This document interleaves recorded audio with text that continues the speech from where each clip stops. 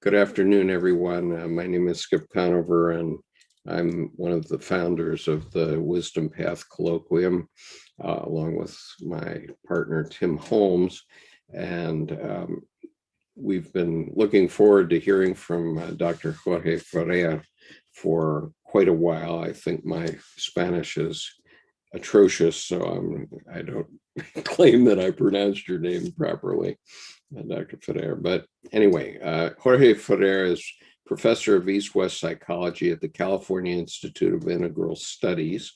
He is the author of Revisioning Transpersonal Theory, a participatory vision of human spirituality, and co-author, co-editor with Jacob Sherman of the Participatory Turn, Spirituality, Mysticism, Religious Studies, both also published by SUNY Press. But today we've focused for our preparation on participation and the mystery.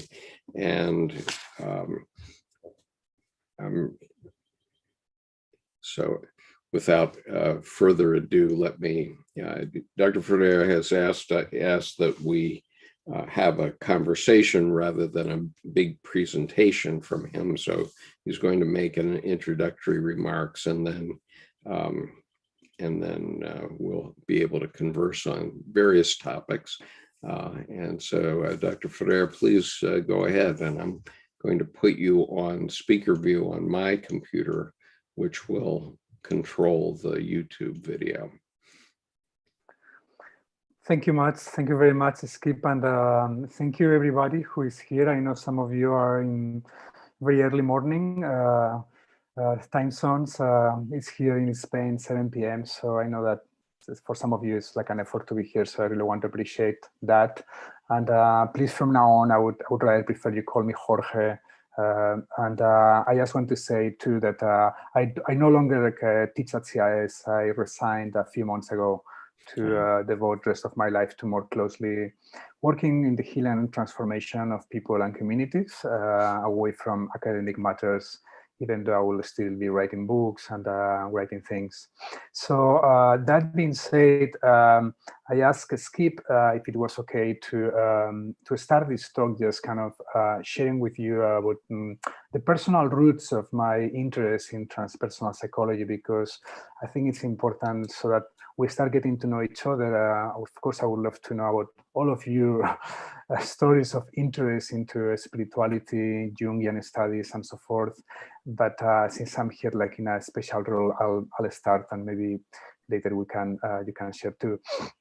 So I would say that when I was kind of like in my early childhood, like probably like 10, 11 years old, I started having some kind of anomalous experiences. And I think that's pretty common for many of the people like you who later become interested in the spirituality. And those anomalous experiences were kind of like I was in the classroom and I would go into some kind of like trance. Everything around me with my eyes open would disappear. I would just see light, very white light. I would find myself in a place of tremendous peace and happiness. Every single time that the teacher, of course, my students would notice my face, they would laugh. I couldn't hear anything. And when my teacher kind of woke me up, I would cry. I would cry and cry. They took me to the psychologist. They talked with my parents. They were concerned about me having epileptic seizures, epileptic spells, and that wasn't the case. There was no sign of that. And that happened, and it was like a memory. And then many years later, like in my early adolescence, I started having what is being called out-of-body experiences. Probably many of you have had some of those. Normally they start in that liminal place in between wakeful consciousness and sleep consciousness. And needless to say, at that age, I had no knowledge of psychology and even less of out-of-body experiences. They were pretty scary. It was not something I was looking for. Was coming out of my body, very hard to navigate. I was afraid I couldn't come back to my body. Over the years, I had less and less, but actually they were much more easily easy to navigate them, and I could actually control what is being called in some traditions the astral body, and there's many interpretations. Some people, of course, Susan Blakemore and many others think that all these things happen within the brain. Other people think that they're actually happening outside the brain, and they can access veridical information. My sense of the studying the literature is that the veridic is out still. There is no compelling evidence in either direction. But in any case, it was those experiences that later on, together with my increasing awareness of certain kind of neuroses and energetic blocks that I was experiencing in my early adulthood, that took me to the study of psychology. So basically, when I signed for psychology, I was looking for healing from those neuroses, from those energetic blocks I was experiencing also around my sexuality and other areas, and also for understanding of those experiences I had as a child and as an adolescent. Needless to say, those of you, I don't know how many of you, maybe you can raise your hand, how many of you actually study psychology at the university, like in a mainstream university? Few of you, okay. So yeah, okay, like 4 or 5 of you. Okay, another one. So needless to say, like the psychology I encountered at the University of Barcelona was dominated by this kind of like more cognitive, behavioral, but also neuroscientific paradigm. And those experiences were consistently pathologized, right? So those trances were pathologized. The out-of-body experiences were, depersonalization, was kind of dissociation, was kind of like, but for me, there was something like I couldn't buy that experience that I had as a child. It left a memory of like tremendous joy and peace. There was something fundamentally good about that experience that I couldn't believe. So I started like this many years long, like a search for understanding more through self-reading. So I always say that I study mainstream psychology at the university, and I had my own career of psychology that I was studying on my own. And that's how I came up with transpersonal psychology after some years of reading. Went through Freud collected works, and then Eric Fromm. It was Eric Fromm, my bridge to the transpersonal. And I'm saying this because I know that this is a Jungian group. And actually for most psychologists, Western psychologists, the bridge to transpersonal was Jung, right? But for me it was Eric Fromm. In particular was the book Eric Fromm and Suzuki and DeMartino on Zen and psychoanalysis. And I started studying Zen. I started studying, involving into experimenting with the states of consciousness in different ways, meditation, and also some substances and kind of like entheogens. And then during that time, I found this book, one of the first anthologies ever written on transpersonal psychology by Roger Walsh and Francis Bong. I think it was called Paths Beyond Ego. It's kind of a bit passé today, but it was like a good one. And there I found finally like what I found, it was like a psychology, a real psychology, a psychology of the soul, right? A psychology that was not only not pathologizing those states, but actually was even suggesting that perhaps some of those states had to do with further reaches of human nature, right? Even higher states of consciousness, or perhaps even some of these experiences were even involving like they were connecting them with some of the potentials of human nature, like the siddhis, right, in the Eastern traditions, like the astral body and so forth. So for me, was like a revelation. It's a revelation, and I was the only one knowing about transpersonal psychology in Barcelona at that time. We're talking in the late 80s, mid 80s, and it took me many years to get to California. I found that it was in California where all the fathers of this discipline, unfortunately they were fathers only, they were only men, Grof, Maslow, Sutik, and a few others have created this discipline. And I found it's like, I really want to go there to study. It took me years to get a fellowship from a cultural foundation in Spain, and I arrived to the California Institute of Integral Studies in San Francisco in 1993 to get my PhD there. The same year that Stanislav Grof arrived to the Institute and Richard Tarnas arrived to the Institute. So both of them, they became like some of my closer mentors, especially Richard Tarnas. even though I knew Stan Groff's work much better, it finally was Rick Tarnas who became my closer mentor, and he kindly wrote the foreword of my first book.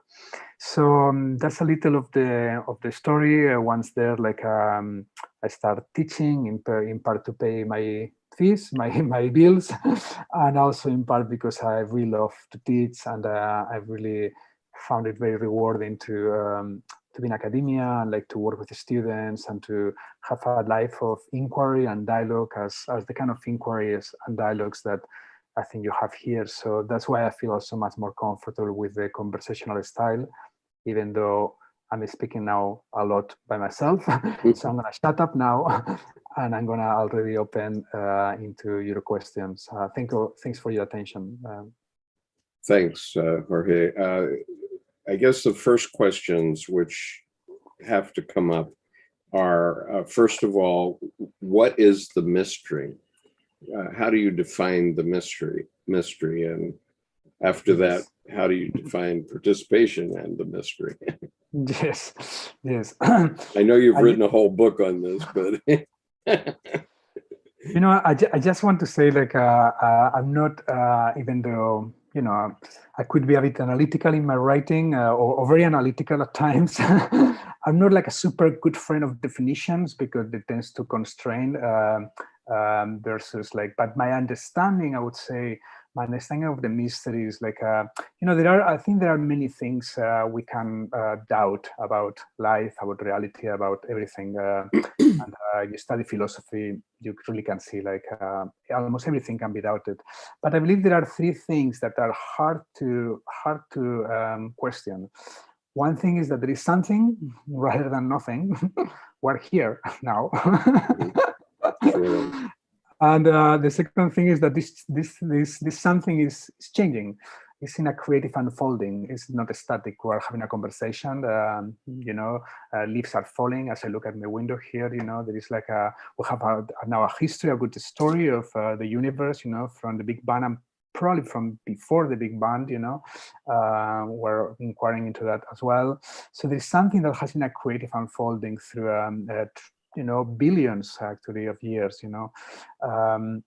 And the third thing is that we are part of that thing that is evolving. We're participating in that creative unfolding. We are not separated from the cosmos or from life or from anything else. So what I call the mystery is like that force that is behind the whole creative unfolding of the cosmos and of reality and leading also to life and to ultimately to self-conscious human beings.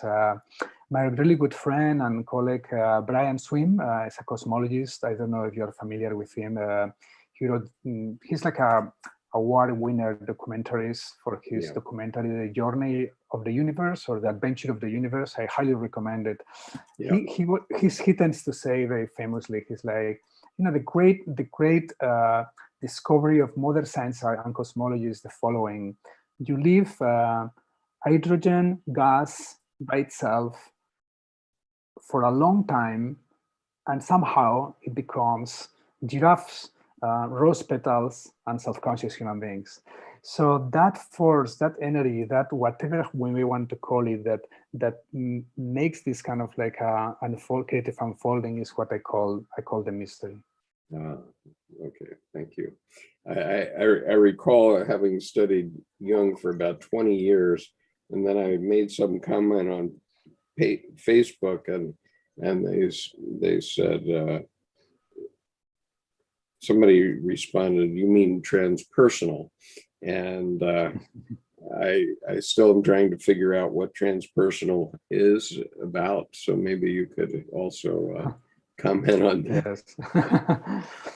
Yeah, it has been a very contested term. I don't know how much you are familiar with, you know, classical and contemporary inner debates in the transpersonal field. But you know, every few years there is like kind of like attempts to define transpersonal, and also some people saying we should change the term. And I don't know.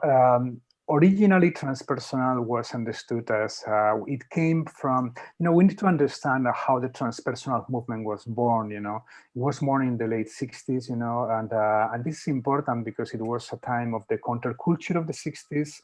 Was the convergence of the counterculture of the 60s with all the entheogenic psychedelic experimentation on the one hand, and also kind of like the depth psychological tradition, especially Jungian and depth psychology, and also humanistic psychology. Transpersonal hasn't been born. And then like the coming into the West of like Eastern teachers, talking about meditation, higher states of consciousness, and so forth. So it was like this convergence of those three trends that many of the people who were kind of experimenting with psychedelics, they were also reading like, Jorge and Trumpa and like Ram Dass later on, and some of these kind of like spiritual teachers who were coming from the East, and they were realizing like a lot of correspondences, it's like, wow, this is this is what I'm kind of experimenting, what this guy is describing, that it took him like for many decades to achieve through meditation. So it was like this corresponds that there's like start people realizing like, well, there is in many of these states like both meditative and also psychedelic and also sometimes spontaneous, in which a person can feel that his or her identity is far wider than what we have been told who we are, like like a psychobiosocial being, with a biographical story, and like what Alan Watts called the I think he called it like the skin encapsulated ego, right? That mental ego that I feel identified with and our bodies, So people who are having experience of expansion of consciousness, feeling identified, for example, with nature or the totality of Gaia, or even the entire cosmos, like experience of cosmic consciousness, Richard Maurice Bucky spoke about that. But one of the things is like with those early understandings, and this is one of the things I try to revise in my first book, is that they were talking about the transpersonal as experiences. So they were talking about the transpersonal as these experiences, this I have, like there was a subject and I have these experiences of this whatever, what I encountered, and in that way they were kind of perpetuating like this kind of more Cartesian objectivist epistemology that the transpersonal movement from the beginning was trying to debunk or trying to question, So one of the revisions I made and is that for me, like the transpersonal is not so much an experience, but it's like an event. Transpersonal is an event that is co-determined by multiple factors, and your subjectivity is one, what you encounter is other, but it's a process of mutual transformation. So I'll give you an example to bring this point home.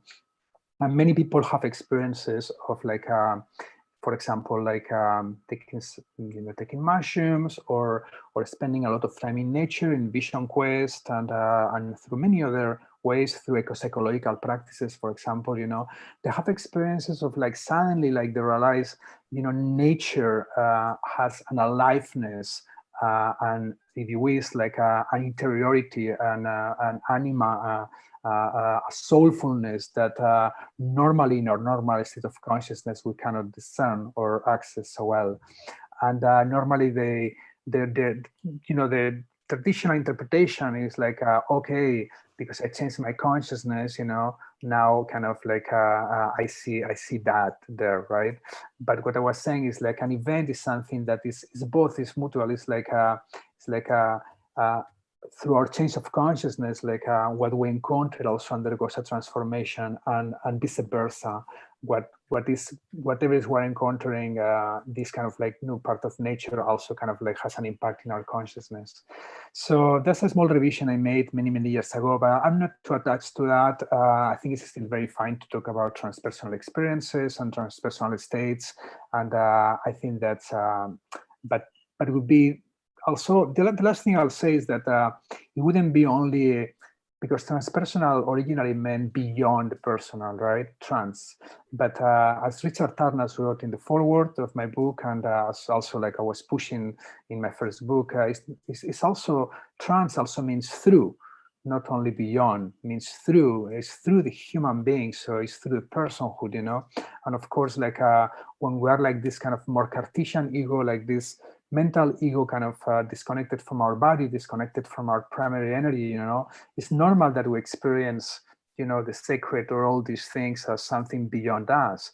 But the more porous, the more permeable our whole organism is to, you know, different sources of life, you know, and different sources in the cosmos, then are things that happen also through us. You know, we're connected through us, through our bodies, through our hearts, through the totality of who we are. Great. I'm going to start introducing questions of others first. Please. Now. And so Miles Flag, you're the next. So go ahead. Thank you, Skip, and thank you, Jorge. My name is Miles, and I'm in Canada. When I, you know, to say a little bit about my childhood, I remember, you know, a vivid memory of being a little kid exploring a ravine near where I lived up in Edmonton, which is in almost northern Alberta, and just being on this probably little animal trail through aspen trees, and just vivid memory of the light coming through the yellow leaves of fall in these aspen trees.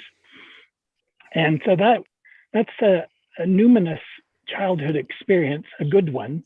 But then I also have memories that are very negative. And one I was just sharing with my family, because I think it's an important story. And that was remembering when I was maybe just a kid of 8, 9 years old, second season of playing Little League Baseball. And probably on the second or third practice, I just went to the practice and I quit, and then came home, walked home and told my father, who was attending to plants in a planter box under the front window, and I said I had quit. And he was disappointed, I could see, but he didn't say, oh, you can't quit, you know, but I did. So I quit, and I sort of always felt like a quitter since then. And when I started studying civil engineering, it was remembering back to feeling like a quitter that I persevered, even though there's a lot of people in first year quitting around me. And, you know, I sort of thought, well, I don't know if this is what I'm supposed to be, but I pushed through. And I wouldn't say that I'm no longer a professional engineer. And anyway, just to summarize, and when it comes to transpersonal, I'm of the opinion that although I'm not a really imaginative person and that I don't go into meditation, everything is revelation. Like even what we're doing right now, what Skip has provided me is revelation. And I didn't know a thing about Jung, and I didn't know anything about the difference between logos and eros until I met Skip. But anyway, with having said all that, I guess the question is, you know, is not just every moment revelation from the collective unconscious if we pause long enough to take it in. Thank you very much for sharing all those early childhood experience. I really appreciate you giving us that background. And my answer would be yes. I would say yes. And I would say that if we human beings were kind of like, you know, like fully or integrated and fully open, fully connected, you know, to all the, both like, you know, realms of consciousness, realms of life energy that surround us, you know, like, you know, in a ways like, you know, of course, like we all know this from also neuroscience and science, you know, our brain was evolutionarily designed to survive in this physical world, right? But that doesn't mean that what we see is just the only thing that exists. And many times these different technologies of consciousness can really kind of like open the zoom, right? This is like, it's called the funnel theory of consciousness, you know, from Harry Bergson to Aldous Huxley to Jeffrey Kripal today, they're pushing from this, and many neuroscientists would agree with that. So in a way, it's like, yes, if we were like kind of like all open, would be revelation all the time. The question is, would that be functional, right, for for everyday life? My sense is that there is ways in which we can come every time closer, and I think as a human, as a species, we're still giving baby steps in spiritual evolution, and like evolution of like a fully embodied integrative spirituality. We have like like a few thousand years of kind of religions and spirituality, perhaps more with indigenous, but if you look at the history of religious traditions, many of them, they were not super integrative, they were into the business of a lot of dissociation and repression and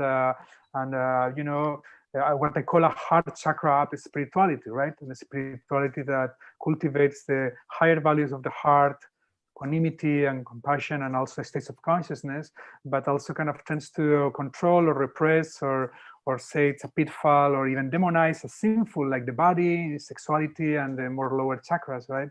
And the pity of that is that it's very often through all those lower chakras that we connect with the energy of life, with where we can become like that kind of luminosity of nature, also can be experienced through our bodies, and so I think there is a way we can really walk towards, in a way, of course, intellectually, I totally agree with you. Everything is revelation all the time. Every microsecond is something unfolding here. Is that mystery is unfolding, something racing and falling from where, and what's holding, right? That's a revelation, right? That's amazing, But one thing is to have like the intellectual understanding that I'm now conveying, and I have another is when you have an experience in which you fully feel that, like in the totality of your being, right? In your heart, in your consciousness, in your body, like you feel completely interconnected and your heart fully open and your consciousness like really, and I think that's beautiful. And I wonder, like, could we function in life if we were experimenting that all the time, right? And that's my sense is that we're moving in that direction, and we are building little by little, structures, inner structures, egoic structures, psychological structures, emotional structures, to hold more and channel constructively more and more of that overwhelming life, overwhelming mystery, But I think it's going to take time for us as a species to be there and still function in the world. Makes sense? Yeah. Yes, it does, and thank you very much. And I must say, my dissonance, even though I still have a tremendous amount of dissonance I still am working on, but it's been very much mitigated by encountering Skip and Jung and what you're talking about today. So thank you. Yeah. Wonderful. Thank you very much, Miles. So before I get to the panel, because I'm trying to honor the order in which questions have arisen, there's one on YouTube from Hannah, who says, I'd like to ask Dr. Ferrer a question. In Jungian psychology, there's an openness that is heavily judged in, for example, Freudianism. Jungian psychology allows both spirituality but also religious elements to come forth, although I do perceive a lack of cultural integration in the Jungian tradition.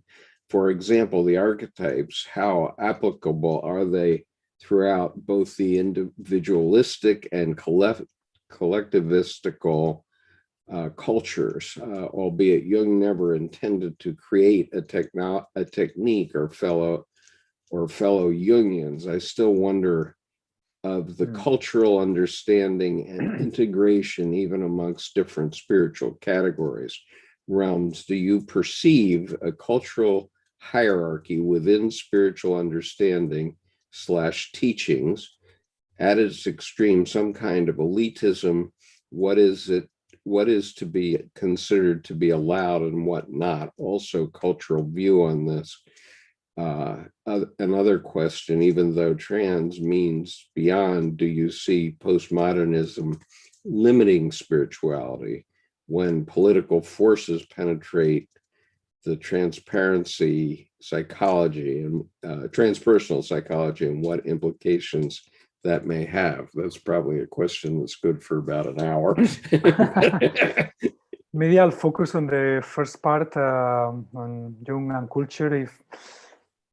If I understand well the question, and if not, I may take in a slightly different direction. Hopefully, we'll address the question. Like, I think it's important to realize. Well, let me just self-disclosure. I'm no expert in Jung. I've read my Jung many years ago, and I've read many books on Jung. And because I was in the teaching, and also I was chairing at some point the Department of East-West Psychology, I was in particular, I read most all of Jung's writings on the East, for example, so I think that address goes in the direction of the question. Like, I think it's important to realize that Jung was a pioneer in so many different ways. And that said, like, from a contemporary perspective, it's like, very few of his interpretations, for example, of Eastern traditions, contemporary Buddhologists or Indologists or Taoist people would agree with. He has been accused of many things. I think it's problematic in a way. It's like, Owen Barfield talked about this kind of historical snobism, about like critiquing people in the past, in their context for not getting it right. It's like, hello, I mean, at that point, what he was doing was just, huge breakthrough for our culture and also for psychology itself, for our discipline, right, of psychology. But it is true that in a way, like he went to the East, he went through to encounter other cultures, always trying to corroborate his own intuitions about the archetypes, the collective unconscious and stuff. Like, his reading of the Bardo Tudol, the Tibetan Book of the Dead, he had to read it the other way around, also his readings on alchemy, Taoist alchemy, and a few other things. There is like many books on Jung and the East, and I think also this connects with his perhaps lack of understanding of what Hannah was referring to, the collective self, right? That you can find more like in India and Japan, for example. There's a wonderful book called Searching for the Self in India and Japan. And it's a different kind of like selfhood. I don't think Jung have a full total grasp of that. And and in a way, like, I think all this is connected with his advice to Westerners to not practice yoga, Indian yoga, or not practice Eastern meditation. He was very adamant that we need to find resources for our spirituality in our own Western tradition. And I think he was into something in the way that it's very important indeed for the West to really rescue, and that's what he was doing in so many ways, rescue like the richness, of like the Western metaphysical tradition. He gave us like this incredible like commentary of it in psychological terms, even though of course all the scholars that have studied his movement and his it's very clear that in his inner circle, it seems to be, from what I understand, he was much more bold about his metaphysical and spiritual beliefs that when he was interviewed in a TV program, right? So anyway, I don't know. I think this probably addressed some of her question, hopefully in a minimally satisfying way. Thank you, Hannah. Thank you, Jorge. Patricia Flores on our panel, but she wishes to remain silent, said, I have a question. PhD Gary Nolan has found that most people with psychic experiences or abilities have their caudate putamen part of the brain, with some differences from people who don't. Some even talk about schizophrenics being psychics out of control. I wonder if Dr. Ferrer can comment about this. Could it be that there is a genetic factor for this kind of experience? Well, definitively, and this was the traditional psychiatric view for many decades. That anything kind of anomalous was kind of like defective was caused by some kind of like brain defect, you know. And you know, also there's another author, Persinger, you know, very famous for developing a theory of mystical states, like based on kind of like some brain anomalies and so forth. I would say like my sense is like it is definitively quite possible that some people with certain kind of like brain anomalies or even certain psychopathologies, you know, like can access more easily like psychic and even spiritual and mystical states. After all, like most schizophrenic, you know, of the type of schizophrenia that we're more familiar with, you know, the kind of like more, you know, visionary and like, you know, a lot of the stories, a lot of the messages, a lot of the contents are very mystical and spiritual in nature. You know, people think that I'm the Messiah, or like I'm being chosen for a mission, and I'm in contact with Jesus and so forth. You know, we need to remember here also the, you know, the famous sentence by, I think it was by Joseph Campbell, and R.D. Laing later popularized it in the anti-psychiatric movement. Like he said something, I think it was Joseph Campbell originally, it's like, you know, the mystic is swimming in the waters in which the crazy, the schizophrenic is drawing.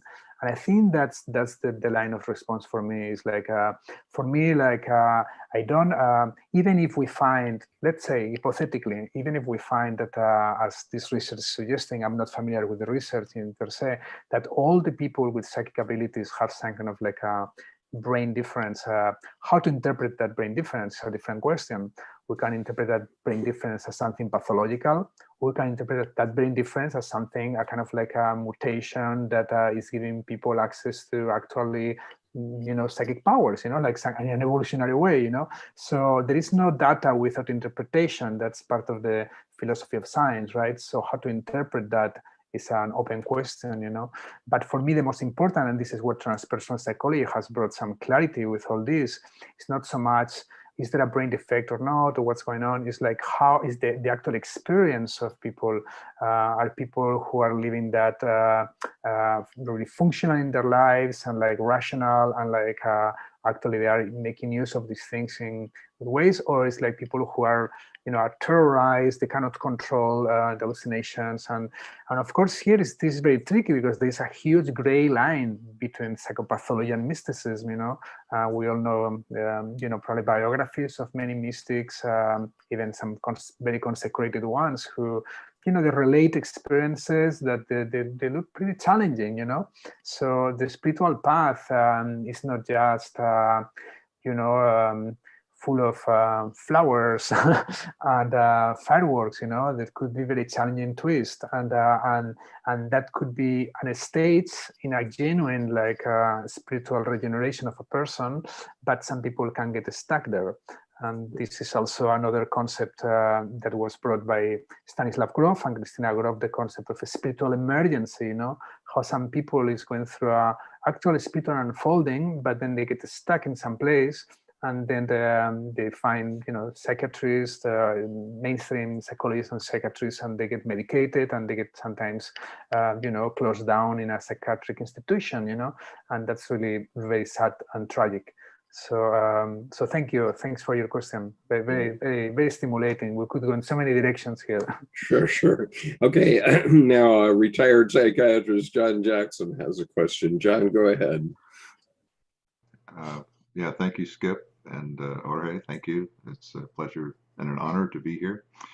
I think for me, I did have some young childhood experiences, but I think the defining thing for me were, to use your word, the anomalous experiences that I had during the counterculture days, which were defining, and I've always remembered what it is that I saw and what I experienced. Now, it took me a while to realize it, but later in life, I realized that I have judged everything else according to that. And, you know, I've tried a lot of different paths in my life, spiritual, non-spiritual, whatever. Nothing has worked when it was somebody else's path, which left me with the only option really of following my path, which I would say, I describe it, and a lot of people don't get this, but I'm a mystical atheist, basically. And that is the path that I have had to walk. So when I see in your work about diversity and pluralism, you know, that immediately appeals to me.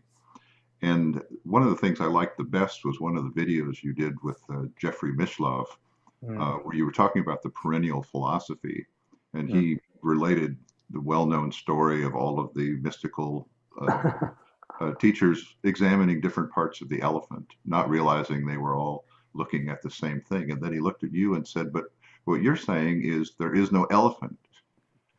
And you said, "Yes, there's a root that there is no elephant." I wonder if you could elaborate a little more on that. Yes. Yes, I would be happy to. Thank you, John, very much for your question. Yeah, what I meant by there is no elephant is that that image that we can find it both in the Sufi tradition and also in some Hindu schools, like it's an image that assumes that spiritual reality has like an objective structure, right? It has a trunk, it has like a tail, it has like these legs, you know, and that the different traditions are just like kind of like having like accessing one part of it. And that for me is very problematic. It's kind of like projecting on the spiritual realm, or whatever it is, our already obsolete views of nature and this physical reality, you know, that even those views about this objective reality out here, you know, they have been questioned by philosophers of science and philosophers of mind for many, many decades, you know. So, this is what I meant that there is no elephant. But what I didn't mean to say is that there is not something that we can encounter in those states. But what we encounter, I don't think has this kind of objective reality that perennialism insists upon. And of course, once we posit, once we hypothesize that there is something objective, like has like certain form, whatever it is, then there will be always certain traditions like telling us that they have like a greater access to that or greater pieces of the cake. So, right. And then you have the problems of all the hierarchies and all the kind of religious wars. And this is part of what my work tried to kind of like stop. I think it's actually like very sad. And, you know, there is a lot of religious violence in the world. And of course, mostly is caused by other reasons like economic, ethnic, and so forth. But, you know, the logic of religious exclusivism has been identified as fueling the psychic attitudes of those people who go to religious wars and also they kill themselves. You know, it's also much easier to kill your neighbor when you think you have got on your side, right? And the other neighbor don't. So there is really practical implications for this kind of perspectives, you know, and dismantling these hierarchies, you know, from the spiritual objective traditions, you know. So yeah, I mean, there is much more. We could talk about perennialism, of course, but my sense is like, you know, the way I see a spiritual unfolding, that yeah, I see it more like, you know, it's like the tree of life, right? It's like imagine a tree, like, and you know, the trunk is the human species, you know, and it goes in different directions, like the Buddhist and Christianity and indigenous, and some of the branches may overlap. You know, there are indeed similarities among many religious traditions, but this whole idea that all religious traditions need to converge into some single ultimate, you know, that only the perennialists know about, and therefore, from that perspective, they can really look down and relativize their traditions. I think this is spiritual elitism, and of course, most religious traditions have done that. They think they have the greater truth or the only truth, and then they dismiss other traditions. This has been changing in the last century with interreligious dialogue. There's many people engaged with a different attitude, but still is the quite prevalent view, you know, in the world. You know, all religious practitioners, they believe the religious truth is the greater. And when you change the image, you know, of you know, another of the common images is like there are different pathways leading to the same peak of the mountain, right? The different traditions are different pathways, but the peak of the mountain is the same.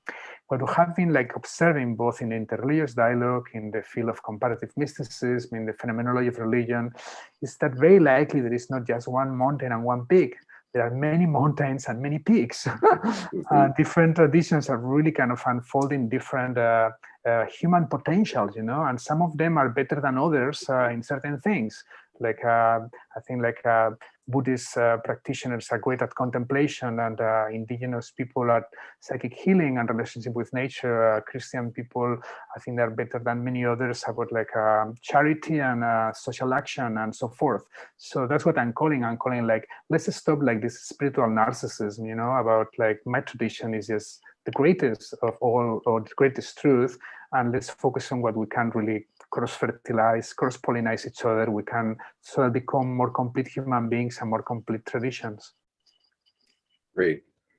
Thank you. Jerome Waddle is next. Well, thank you, Jorge. You just take me back to my childhood in the numinous world, and then that left. And then I was fortunate enough to meet Stanislav Grof and Christina Grof back in 1985. And I attended one of their workshops. And at that time, Christina was just establishing the spiritual emergency network at that time.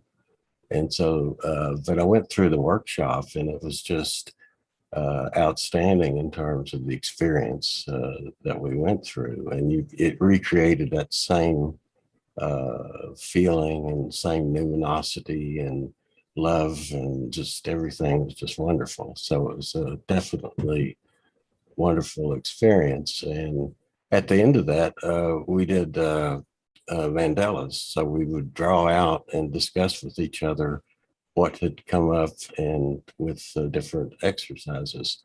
And of course, he's using the holotropic breathing, which is, because I don't do drugs. So but he had found out he could use his process of meditation and a little hypnosis and music to create the state in order to enter to that in-between state where you could work and so forth. But, and then one of the things that in your book, you were talking about some of the difference in the transpersonal psychology back then and what you're recommending today. But I partnered that with Zen, and I had a clinical psychologist, and we went through, we did Kundalini yoga, we did Aikido. So we went through the whole mixture of the Oriental things.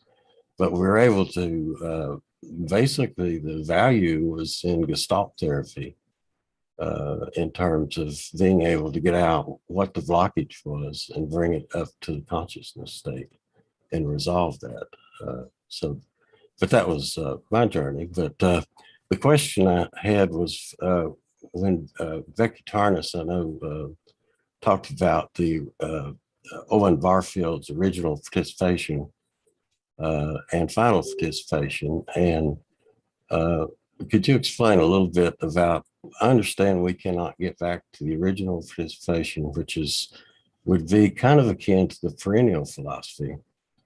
Whereas in today, in our modern world, we can experience the final participation, which is we're aware of that aspect at the same time, rather than being sunk down into it. I'm just trying to clarify in my mind the experience.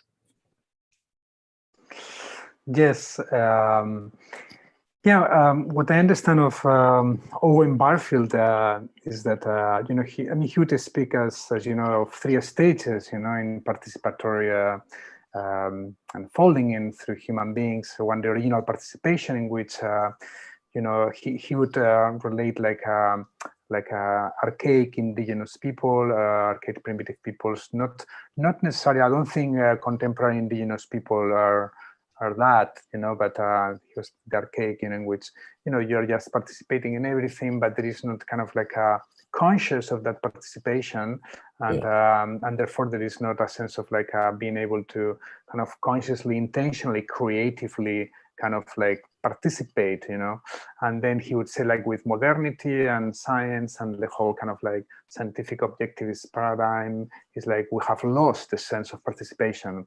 That is also the disenchantment of the cosmos, we're just like these beings, with these minds in this kind of dead universe, and like that's kind of, and then what he was calling for, that I think is completely aligned with, contemporary participatory thinking. I consider Owen Barfield one of the pioneers of participatory thinking in the 20th century.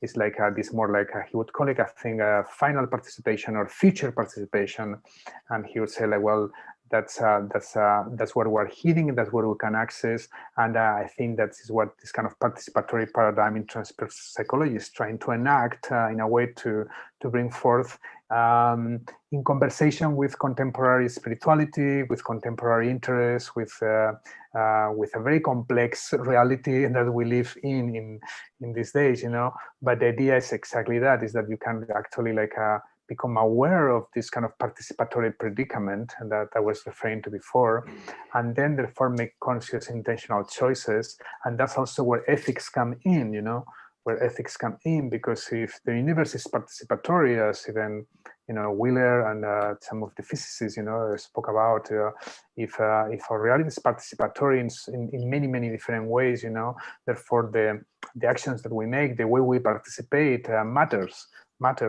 And that's why in my work I also bring this kind of normative dimension. I talk like very often that it's pointless to compare spiritual traditions about like about the states of consciousness, if one is non-dual or is theistic or is psychic visionary or is like ecstatic mysticism.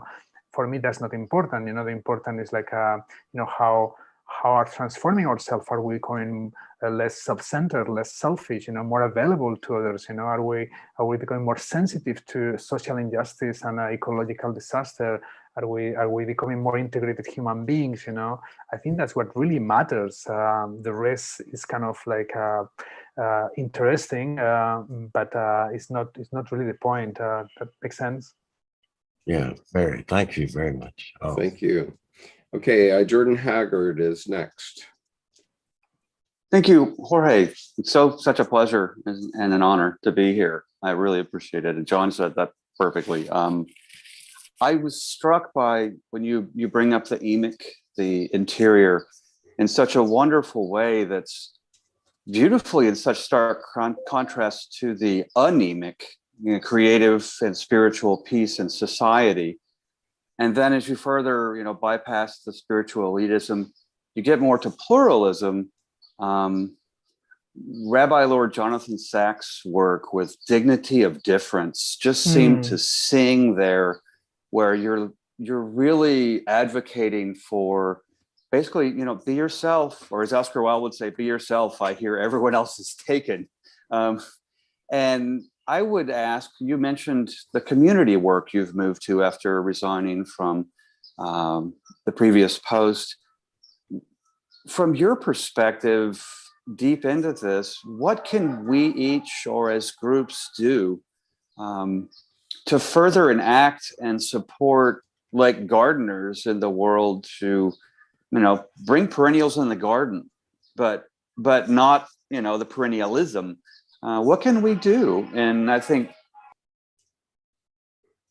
what can we do in culture, in society, in our own communities, small and large, from your perspective, to enact and promote, I think, reinforce and enhance and strengthen this so that we do our part? I guess the simple piece: how can we amend the soil in the garden? How can we nourish the soil for others to discover this directly, instead of just in the group like this? But what can we do outside of this from your perspective? Thank you very much, Jordan. Like I think the piece of community, I think, is very important. Even before leaving CIS and living in California, I lived in a community for almost 10 years. I co-founded that community, was in Berkeley. And there is something about community life that I would say is crucial in this transformation. In a way, like the whole way life and culture is organized around the so-called nuclear family, it's kind of like an invention of like capitalist culture. You know, everyone needs a fridge, everyone needs a TV. You know, everyone needs something, and in a way, it's an ecological disaster. Everybody's producing much more garbage at the same time, and much more disposal. And so I would say like a call. Some people have made calls for retribalizing, or like, but definitively.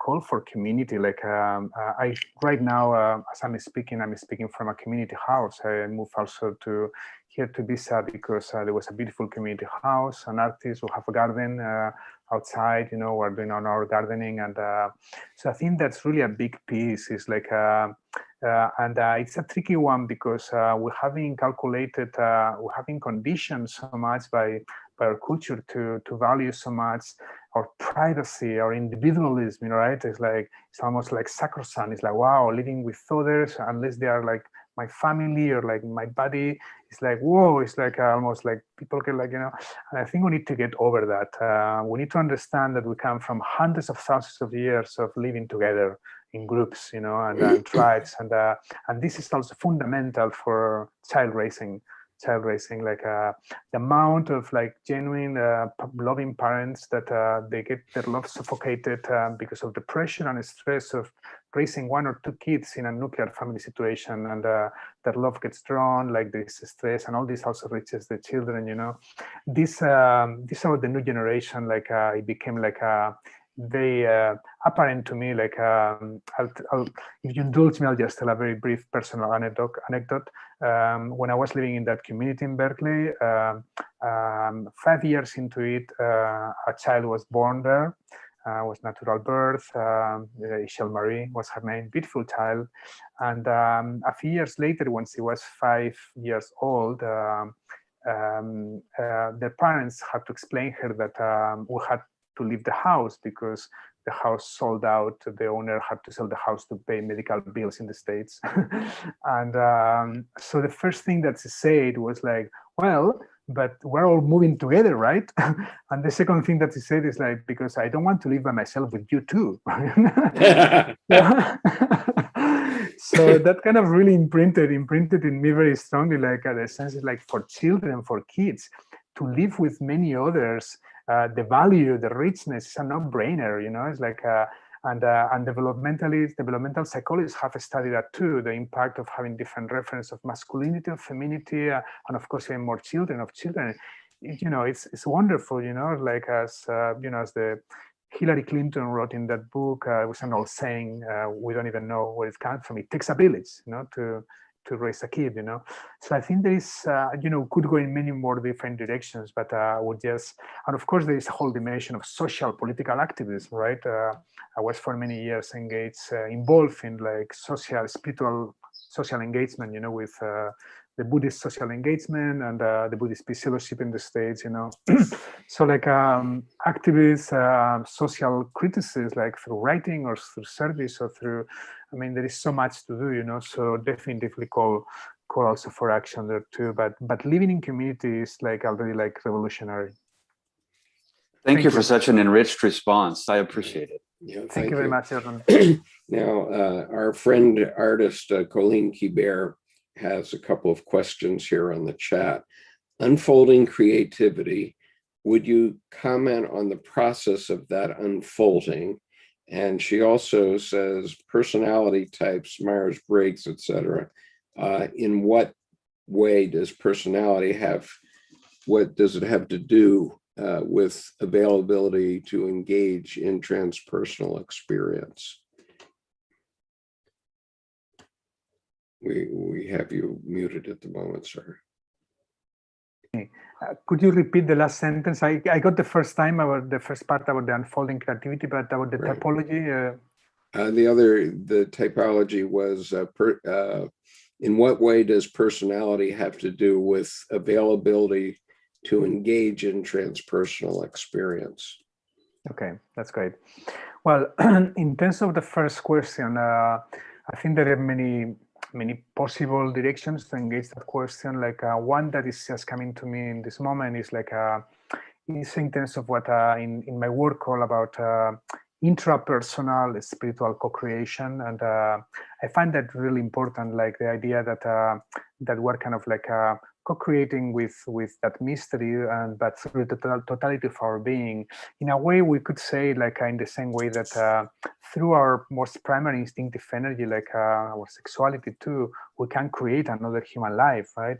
It's the miracle of life. It's through that energy. In a way, I see it like part of that creativity of that mystery, like comes as life energy in the human being. But very often, this energy needs to go through a process of gestation and transformation within the person, until little by little, after being rooted like a plant in the soil, being rooted in the body, going into the dark, so to speak, into the collective unconscious, into the instinctive wisdom, like they start blooming and blooms into your heart as emotions, as feelings, and if the process continues, it kind of like reaches like kind of like insights, new ideas, and this is the genuine creative ideas, because there is different types of creativity. The more normal one is like a mental permutation of already existing ideas. We can all do that, but a process of genuine creativity emerging from that primordial energy of life is what really gives rise to really novel developments in many different ways, and it can really go further into more contemplative or conscious states, So, and something for me that that's why I found it so important to talk about these types of co-creation is like it is through that engagement of those primary energy that I think we access the most generative, creative dimensions of the mystery, not necessarily through our consciousness. That's an hypothesis. My sense, through our consciousness, we access a lot of archetypes and spiritual motifs and cosmologies that have been already enacted in history. But the novel developments, I think, emerge from that engagement of the body, and it's more kind of like primordial energies, and so we could say much more about that, but I want to at least say something about the other part of the question about like the personality types. If I understood well, the question is like how different personality types interface with that kind of spiritual creativity. I'm a pluralist. You already got that. So I would say that all of them like have their own style of engagement. The introvert, the extrovert, that's one typology. There are many other different typologies. I've worked more with the Enneagram typologies, like 9 different subpersonality types, and I can see like how the different, like all of them have a different channel, a different style of engagement with those spiritual energies. I don't think one is better than the other, although there are different levels of, in each type, different levels of, or frequencies of kind of like more kind of like wholesome or constructive engagement than others. It's not the same someone who is like an hedonist, a number 7 in the Enneagram, an hedonist, more narrow egoic consciousness, but the same number can also access like this more tranquil joy of life, from which you can really kind of engage a life of greater service, less kind of constrained by egoic concerns, if that makes sense. Yeah. Les Morgan, in fairness, had sent the first set of questions about 6 months ago, and I think some of his original questions have been answered, but he does ask a question on YouTube here, which I should ask you, which is on this point, can you please discuss the problems with perennialism and reductionist thinking in this field? Yes, I think we already touched upon those a little when engaging another question. I think the main problem of perennialism is like this elitism. It like offers this kind of meta reading of all traditions, of all spiritualities. But it situates itself in a privileged position that only those who go through the kind of esoteric initiations of the traditionalist school can access. So. And the other problem is that when they start describing what is their understanding of this kind of like higher spiritual truth or spiritual cosmology, they invariably do it in terms that are closer to one tradition than others. Fritjof Schuon, who was like the it's like the spiritual father of this school. He was very clear. Like he would say, like, well, yes, perennial truth is universal, but Advaita Vedanta has the best description. It's like, wow, imagine what Buddhist practitioners would say about that, right? It's like, well, that's not our truth. And actually there were like some very fascinating conversations between traditionalist authors, Nasser in particular, who's one of the most sophisticated, Hussein Nasser, and like Buddhist scholars like Sally King, and the Buddhist scholars were saying like, well, this is a very interesting cosmology, but has nothing to do with Theravada Buddhism, So don't tell us that this is a universal truth or a perennial truth. It totally excludes our perspective, And of course, we have already also talked about the hierarchies, that creates and some of the ramifications. But I would say then one more that I don't know how many clinicians are here or people who work with people. Like for me, one of the problems I found when I arrived to California, like in the early 90s, is that the field of transpersonal psychology and a lot of spiritual culture were very, very dominated or very influenced by the writings of Ken Wilber. That someone that for many years we had like a lot of discussion, and I learned from him. And also, in a way, we create our work identifying things in the work of others that don't work for us, right? So in a way, I always feel I have a depth of gratitude to Ken, because it was through engagement of his work, in particular in my first book, that I felt like I started kind of creating an alternative, seeing things that didn't work for me. But to the point I was mentioning before, is like in the California of the 90s, many transpersonal clinicians, psychologists had kind of internalized Ken Wilber's hierarchy. So therefore, they were kind of like in their spiritual psychotherapy, spiritual coaching, spiritual counseling, they were kind of like in subtle or gross ways trying to move people through that hierarchy, like from the psychic to the subtle, and subtle to the causal to the non-dual, right? And then they were situating their clients through that lenses, okay, this is a client, okay, this in this step, is in this level, And for me, that's horrific because it does not honor like really the spiritual individuation, the unique spiritual unfolding of each human being, Not only different traditions like value those states or states of consciousness in different ways, radically different ways, but also you can see if you study the biographies of the different mystics, but also if you talk with your spiritual friends among ourselves, we'll probably have very different spiritual trajectories. So that for me was like a very kind of down-to-earth problematic implication of that perennial thinking. I could go on and on perennialism, but I think I'll leave it here for now. Thank you. Okay. I have to interject my own question here, since it's on a similar topic. Recently, we had Dr. Jerry Wright talk to us about his book, Mystical Path Less Traveled. And Jerry had been a Presbyterian pastor for 25 years, but he found himself falling off the back of the church, off the back porch of the church, as he said.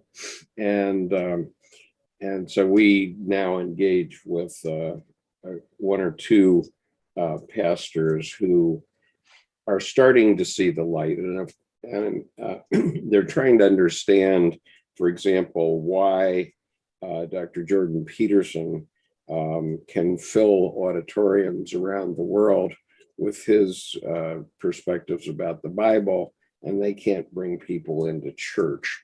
And so I wonder if you have any advice for pastors or priests or rabbis who may be seeing the light in what you're talking about, but who are, basically by their denominations forbidden to talk about them. Do you have any thoughts about that? Wow, that's an interesting question. I've never thought about that. Thank you. This is what I like about our dialogues, right? That things come your way. It's like, okay, so let's see. I mean, what I would say maybe two things. One is to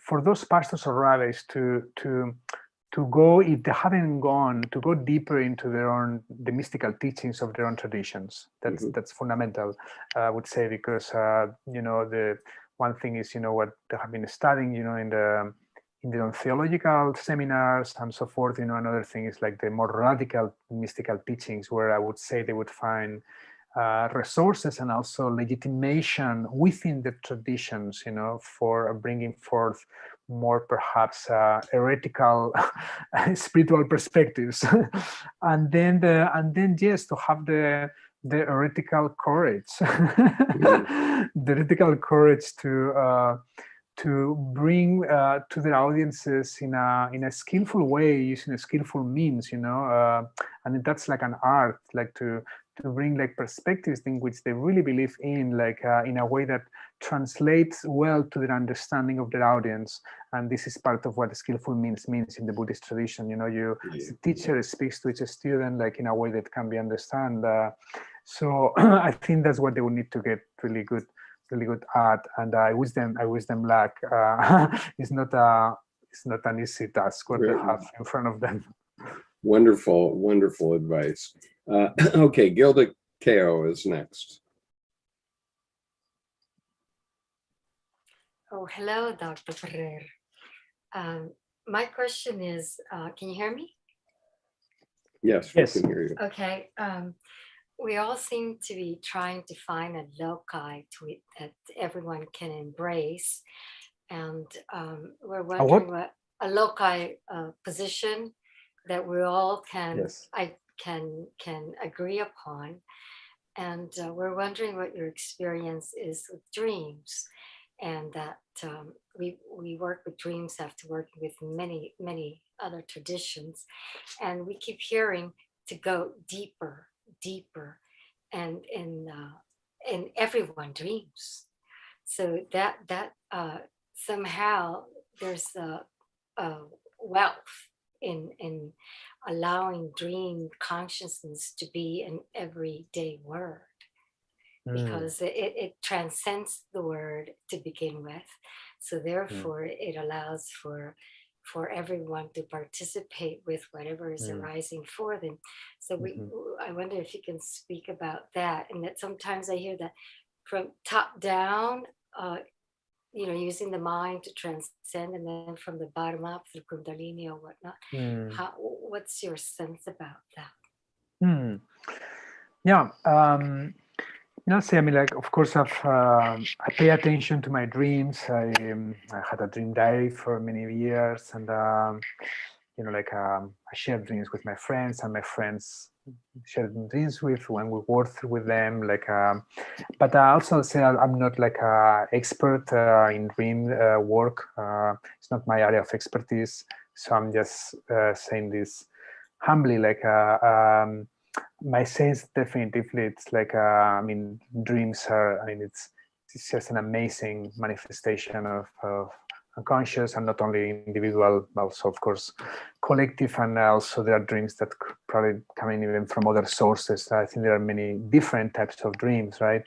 And for me, the experience I've had in dreams that have impacted me the most have been kind of spiritual dreams in which I would have encounters that would give me like some waking consciousness or transmission of some kind, and also like there is all this phenomenon that lies in between the dream world and the wakeful world, in which there could be like actual encounters with energy beings, that feel you're completely lucid, and it's not lucid dreaming per se, because that's different. It's like you're inside a dream and you wake up within the dream, right?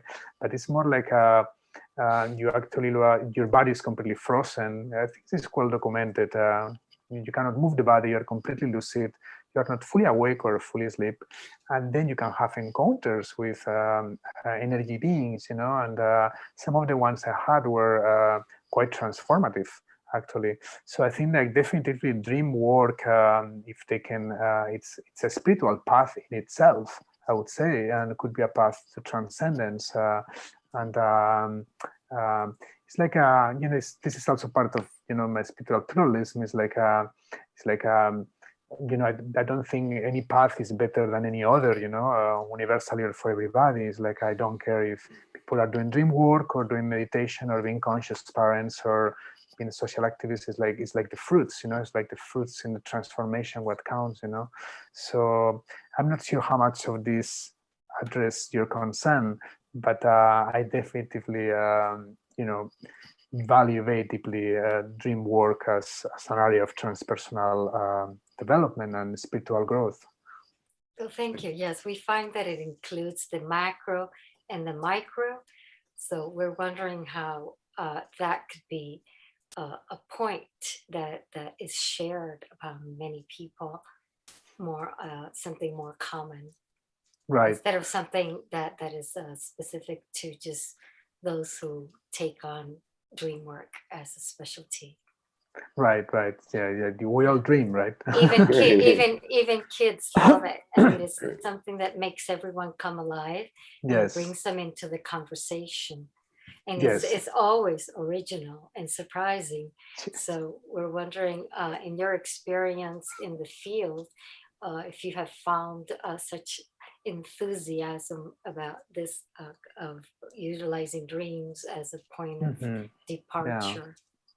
Yeah, definitely there is transpersonal psychologists and colleagues that they have written on dreams. Like at my own alma mater, my university, CIS, one of my colleagues was Daniel Delorier, and they wrote this book, Integral Dreaming, and he was a lucid dreamer himself.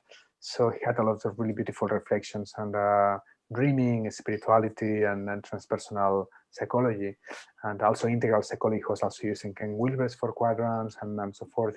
So definitely there is like people in the field like interested in dreams and like who have produced interesting works. Yeah, absolutely. Okay. Yes. Thank you. Thank you. Okay, Nancy Pfaff is next. Nancy. Hello, Jorge. Hello. I was thinking of my childhood experience of the numinous, and I would go where I could be alone in nature, and the willows would be up around me, the birds would be singing, the sun would be shining, I would be there alone, and it was as if I just melted into it, and it was all one. And then over the years, I've lost touch with sensuality. And only in recent years has that come back to me. And what interested me in your embodiment spirituality, and you say in a couple of places, page 76, tantric transmutation of sexual energy to attain union, and tantric affirmation of the non-duality of sensual desire and awakening. And you go on in page 8 and 81, the body as mirroring and containing the innermost structure of both the entire universe and the ultimate creative principle, and body as a pinnacle of spirit's creative manifestation overflowing with intrinsic spiritual meaning. And I wonder if you could expand on these things. Mm-hmm. Thank you very much for bringing the dimension of embodiment. It's really also part of my contemporary interest, and I offer workshops on embodied spirituality. Actually, I'm having one this coming weekend here, and so I actually work with practices like really like helping people to start making the body more porous to that life energy, that energy of consciousness, so that it becomes more alive and more interconnected to everything. What I would say, as you probably have seen, in my work, I'm not a very universalist thinker. I'm an appreciator of difference. And that said, that teaching of the human body as kind of a microcosmos of the larger cosmos and the ultimate principle, it's a teaching that you find strikingly across tremendous array of traditions, from indigenous to mystical Christianity to Taoist to hermetical traditions to ancient traditions. It's unbelievable, So, and I think that there is something to that, and you know, it's like for me, like when I also read I read like modern science and cosmology, it's like in a way they're telling you something similar in a different ways. Like they're telling you like the atoms that hydrogen atoms that compose your body, you know, they're like 14 billion years old. Atoms don't age. They're the same atoms that into the Big Bang, and we have them here, you know. So the mystery in that first act of creation, what happened there is inside our bodies, you know.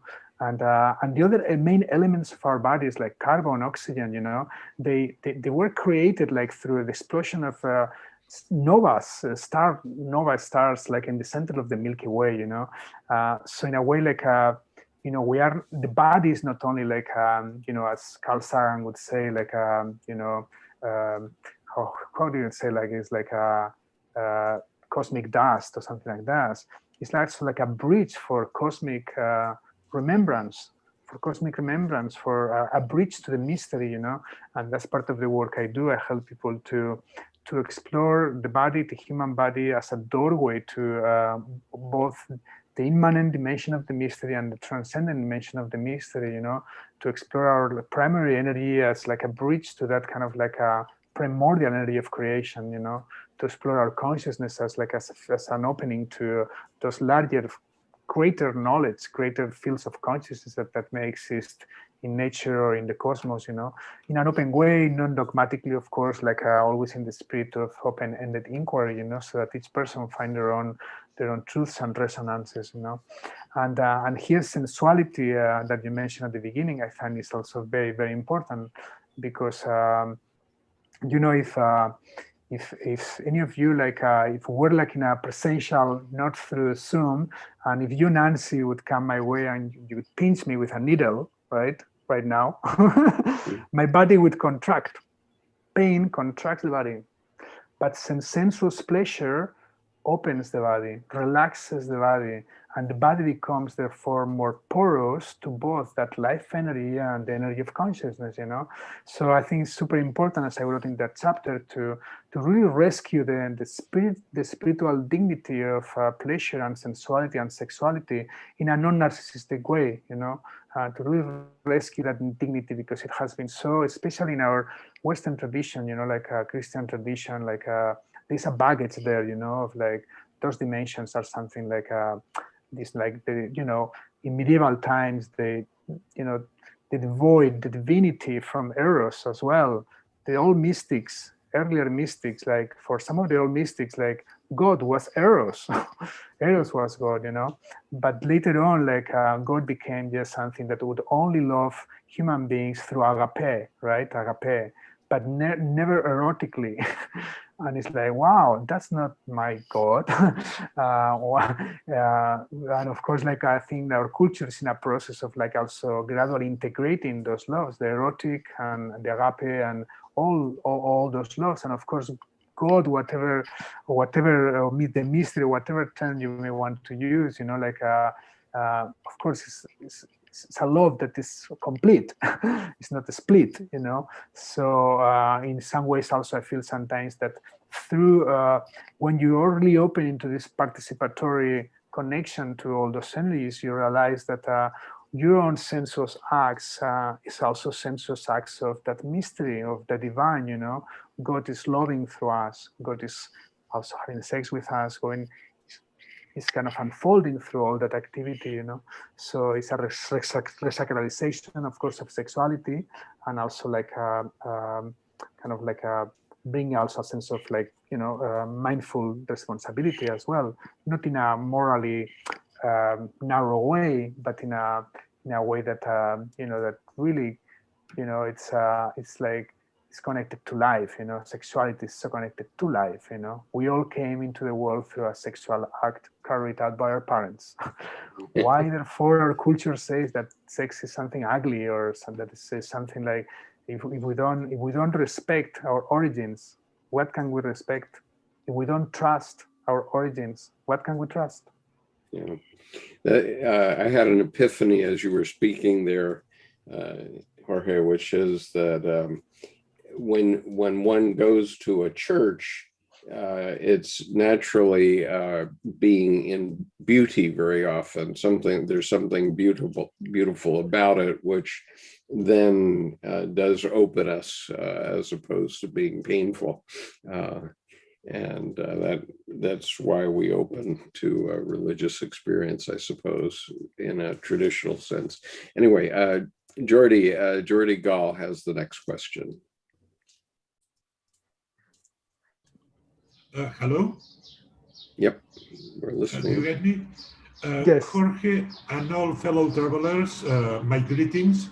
Jorge, salute from the former Asociación Integral Española, who didn't overcome his fringeness. He died for self-afflicted anemia. But we try hard at some point. I have an assortment of points. I don't want to be distracting, which I think that may be interesting for you, for me, and for the rest of the crew. I begin for the last one. You started doing encephalograms to people meditating back in Barcelona in the Paleolithic or something like that. What? I don't understand. You started your career when you were a doctoral student doing electroencephalography to meditators. My point is, what's your vision now of, say, of the applied cognitive sciences, if they have anything to say relevant in the short term for the spiritual quest, so to speak? Yes, very good. That's good. That's a good question. I think they do. And I think I kind of like more when cognitive scientists or even neuroscientists they enter into dialogue with spiritual practitioners, and also I like, for example, the Francisco Varela neurophenomenology, in which they are kind of like bringing together like neuroscientific measures contrasting with experience. I think that there is a lot of information there that could be very valuable. The only danger is that many of those researches and research projects, they are kind of like constrained by a very kind of materialistic paradigm that tends to be reductionistic of spiritual experiences to brain processes, but that does not have to be the case at all. It's just an interpretation. So the data themselves that they can produce can be extremely illuminating and helpful and interesting. But I would say I just need to be careful, like, let's not reduce everything to brain processes, no? Yes. Well, I am following what's being done at Harvard Deaconess group, which was famous by Benson, say 20 years ago, the relaxation response, or some clever people in Wisconsin. And it doesn't seem to be of much use today yet, maybe.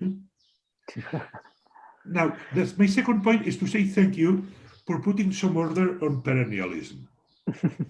I don't want to use my big mouth and discussing the merits and the demerits of Genon, Evola, and company.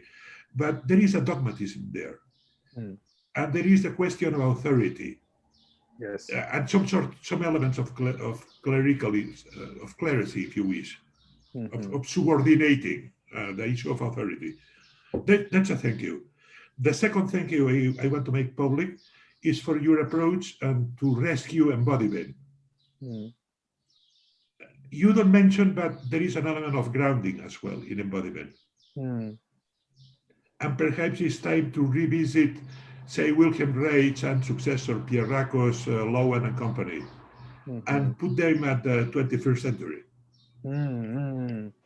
Yes, I totally agree. Like my sense of the most, after being like 23 years in the Bay Area of San Francisco, where a lot of the kind of psycho-spiritual innovation take place, doesn't mean that doesn't take in other places. But what I've seen, like 20 years, like going back and forth from the States, California to Europe to other places, that everything that there's a lot happening there. And my sense is that the most powerful and interesting approaches are those that kind of they integrate contemplation and somatics.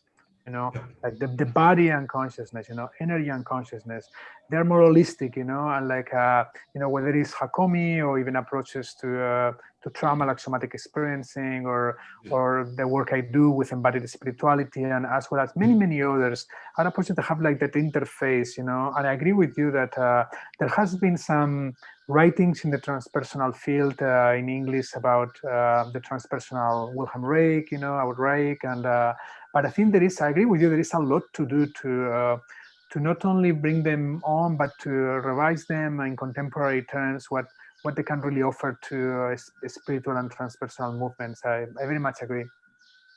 Thank you. You mentioned spiritual individuation a while back.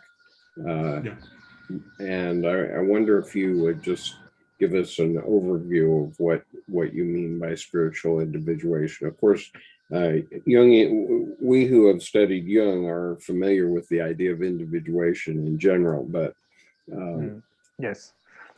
Well, exactly. It's a term I coined, like actually inspired by Jung, obviously, individuation. But the emphasis I wanted to bring is that in the same way that today most psychologists and most people would, in different languages, would agree with the idea of a psychological individuation, that it's person unfold psychologically their own unique self or who they are or their unique potentials and blah blah, you know. But then when you would go to look at the different spiritual traditions, you would see in many of them like a tendency towards homogenization, right? Not only like even physical, like the monks, they are dressed the same, you know, you know, raise their heart, they raise their head, they're dressed the same, but then also in the sense of like that they are trying to mimic, you know, the spiritual enlightenment of their founder, like in Buddhism, or that state of consciousness that was supposedly revealed through sacred scriptures, you know, like in like in the Vedas and so forth, you know. So in a way, like they're like everybody's trying to get to do the same, you know, and go through. And of course, you have all these different handbooks and manuals of stages in the path, you know, of meditation, stages in the mystical and each tradition. So in a way, there is this homogenization, you know. And I would say, like, I think those manuals and those pathways, they're perfectly fine when you are in that business, when you're in the context of single tradition like Buddhism or Theravada Buddhism, and you really are clear what you want to get is from point A to this point B that is being described in this book, you know. It's perfectly legitimate spiritual endeavor. I don't have any criticism of that when you are clear. But for, I would say, like for most contemporary spiritual seekers today, for most contemporary people like engaging in spirituality in a tremendously diverse world, and also that we're also in touch with so many different traditions and spiritual resources and understandings, like it's almost impossible not to in our connected world, you know. It's like all the sacred teachings are translated, most of them is like it's everywhere, you know, like shamanism and ayahuasca and Tibetan Buddhism and mystical, everything is out there, you know. My sense is like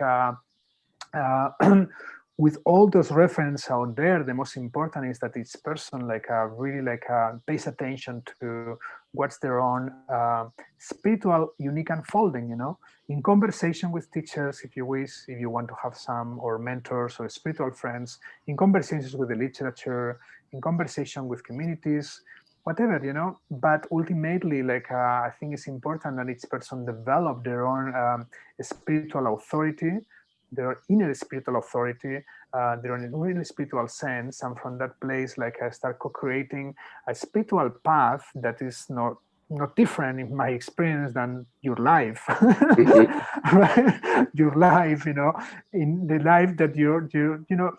Let me put this in a different way. Like my sense that we are all unique embodiments of the mystery.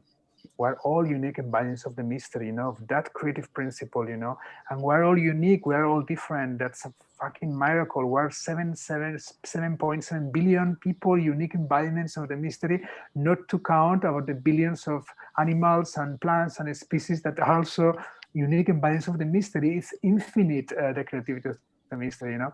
So grounded in that kind of like realization that you are a unique embodiment of the mystery, well, then you can like say, well, what, be attuned to what is unique path to unfold more fully that potentiality that you came here to unfold, you know. So that's a bit of where I was coming from with that. And of course, like Jung, in a way, even though he's known for psychological individuation, but all of you who study Jung know that for him, psychological, it wasn't just psychological, it was spiritual too. Yeah, so in a way, he was very definitely. Yeah. Jordi, okay, go ahead, one more. Yes. Jorge, I understand that you dislike strongly, as I do, mystification. Mystification. What do you mean by mystification? What the dictionary or Wikipedia means. Putting, say, the lust for mystery as breaking any balance of power. Say that again. I want to make sure I understand. I mean, the lust for mystery. The love or the lost? The lust. The desire for mystery. Oh, the last for mystery. The desire for mystery. Got it. Continue, please. The lust for the mismanagement of the lust of mystery. Now, my question, once mentioned that, is on ritual, on the management of awe, of wonder, of, if you wish, the liminal states. That's something that's not done alone. And in many ceremonies, you are blindfolded or are sense deprived of some sorts. I am thinking about Victor Turner, but I am thinking as well in the anthropology or Freemasons or Rosicrucians or all peoples who have a taste for rituals, which has been abused certainly by the perennialists or another. My point is a technical one. What's the merit of ritual practice, and to which extent can be democratic in your approach? That's great. Or that's an unsolvable problem. There is a tension always. Yes, that's good. Go ahead. I mean, organized, say, spiritual practices can quit you some miles sometimes. Even if that's not a ritual practice, you know, big mind or this type of psychological half zen of Genpo, etc. They have a point at some point, but there are dangers. Okay, that's great. That's a great question. You know, like you probably know, mystikos, the original term, you know, meant to close the lips and the eyes, to close the eyes and the mouth, you know. But it wasn't really referring so much about esoteric knowledge. It was referring to ritual, you know, the secrecy of the ritual. My sense is like there are different ways, different motivations to keep certain rituals, like private, I would prefer than secret, you know. And one of them, the most, you know, it has been power and the power of certain elitism and like self-inflation, and but also there is some rituals that I would say that there could be a more meaningful reason why some people want to keep some privacy around that, perhaps out of respect and protection for what they're doing, especially if they feel that the mainstream culture is going to very easily distort what they are doing, and they may want to keep it for respect for what they are doing, but also respect for that culture that it will not understand. It's not a fear-based motivation; it's a respect motivation. That said, what I would say is like definitively we are witnessing a tremendous democratization of all rituals. What on the one hand it's probably it's a good thing there, on the other hand there is maybe a thing that could be question or could be like identified certain problems, you know. I'm mostly familiar in particular, I'm thinking right now, for example, in more shamanic rituals. You know, I'm a San Pedrista myself. I offer San Pedro ceremonies. I've been participating in many ayahuasca ceremonies in the different shamanic rituals.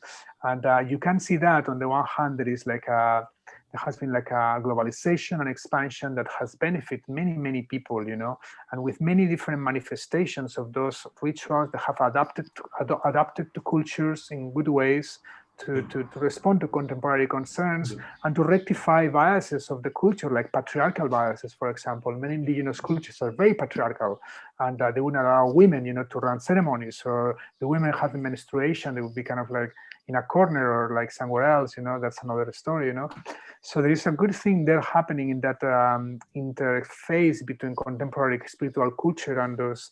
And on the other hand, of course, we all are aware of a lot of distortions, in the sense that that there is like some people with no preparation, that they, they do a number of ceremonies and they start offering very powerful sacraments with not much responsibility, and there has been a lot of people damaged from that psychologically, and even in some cases some deaths. So the democratization of spirituality, I think, is very good in general. I think it's really good because it was kind of maintained by the elites, the secrets, was a power thing in many ways, but also it doesn't come without its dangers and distortions. Thank you very much, Jordi. Great questions. Thank you. Good to have it's good to have someone from Spain in this dialogue. Yeah. Thank you, Jorge. I want to go to my partner in this endeavor, Tim Holmes, to offer some thoughts, and then I'm going to put a light here, okay, because it's getting okay. Surely. Yeah, go ahead. This is all better. Yep, that is better. And then we'll come back to your numinous poem, which you concluded the book with, and I find very moving. And so, but first to Tim. Tim Holmes, go ahead. Well, this is such a great pleasure, and this is a really broad conversation, and I just wish that it was not so rare. I would love to be able to go down to the coffee shop and have a conversation like this, because this is all stuff that we all need to talk about, and it is so rich and so deep. I'm very appreciative of your coming today, and I'm always amazed with the depth of the people who are involved in this conversation, and the new ideas and the different ways of looking at things. I'm of course full of questions, but we're kind of getting close to the curtain here, so I don't really have a question, but I just really want to thank you and to encourage the rest of us to really grapple with these deep issues and think about how in our own lives the numinous appears and what that means and how it affects our bodies, and all of the things that you've spoken of today are just are so rich and meaningful. And so thank you very much for being with us today. Absolutely. Thank you very much, Tim, for those very, very generous and kind words. And I wish there would be more time for some of your questions too, but I think we're kind of getting there. Yeah. Have a question, definitely through it. But thank you so much. Yeah. Of course, in Jungian psychology, there's a lot of reference to the numen, which Rudolf Otto first spoke of, and the numinous. And in my lifetime, I find when I'm moved to tears by something, it's often because I find it numinous. And the coda to your book is very powerful to me. I've attempted to read it in the advanced reading group a couple of times, and I just can't do it without being moved to tears. I suppose this might be your problem too, but since you've given it to us in both Spanish and English, and as Spanish is a loving tongue, I wonder if you would recite it for us in both languages in the order you would prefer. That would be my pleasure. Thank you so much. This is very touching. As you know, it's a poem written by my father, and yeah, as I wrote there, it helped me many times in difficulties. And so shall I read it in both languages? You want me Yes, to do yes, it? please. Yes, Sure. please. So I'll, first, do you have any preference for the order, Spanish or English? Nope, your call. Okay, maybe I'll read it in Spanish first because it's its mother tongue, and then in English. Yes. I'm going to use my glasses because my eyes are not what it used to be.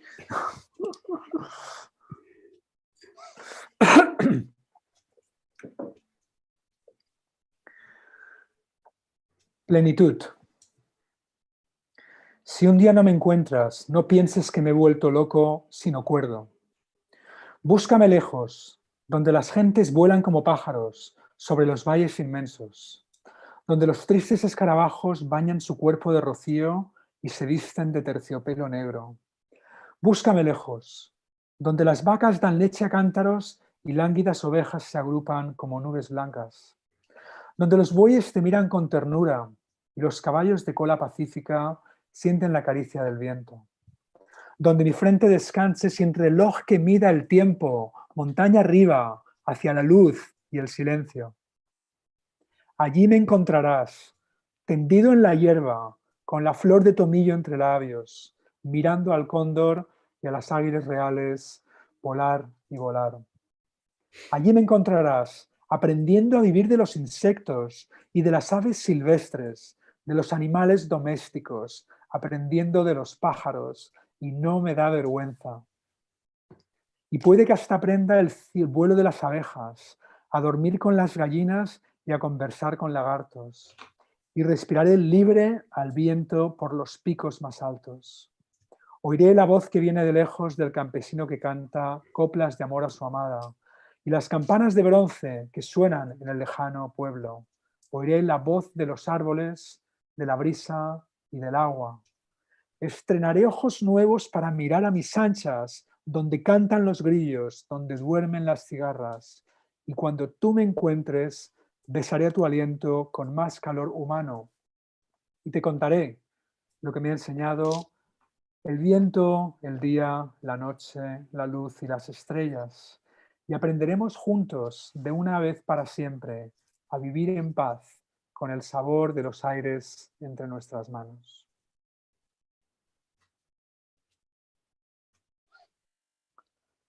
Plenitude.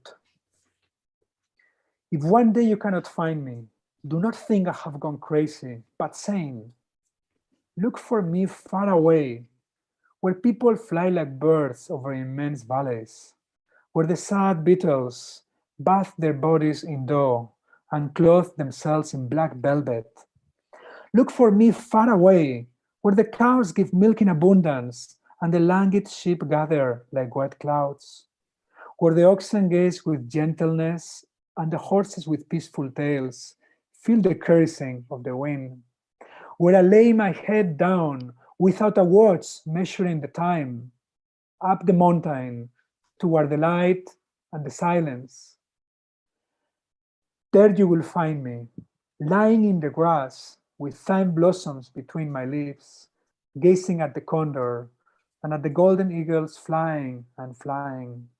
There you will find me, learning to live from the insects and from the wild birds, from the domestic animals, learning from the birds, and I do not feel ashamed. And it may be that I even learn to fly like the bees, to sleep with the hens, and to converse with the lizards. And I will breathe freely against the wind through the highest peaks. I will listen for the voice from afar of the countryman who sings love songs to his beloved, and the bronze bells sounding in the far village. I will listen to the voice of the trees, of the breeze, and of the water.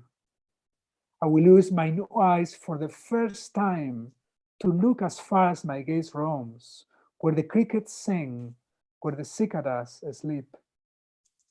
And when you find me, I will kiss your breath with human warmth, and I will tell you what they have taught me: the wind, the day, the night, the light, and the stars.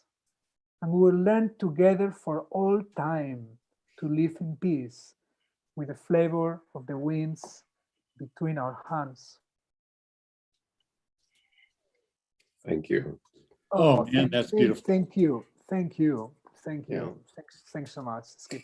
Thank you. So, Jorge, this has been an amazing conversation over many fields. I hope that you feel it's been useful. We've been referring to your book, Participation in the Mystery. I urge everyone to read it if you haven't read it already. And I hope that we can call upon you once again at some point. Obviously it's a very big ask to have someone like you speak to us, because there's so much here. And as I said earlier, we could have spent 2 hours on every page of your book.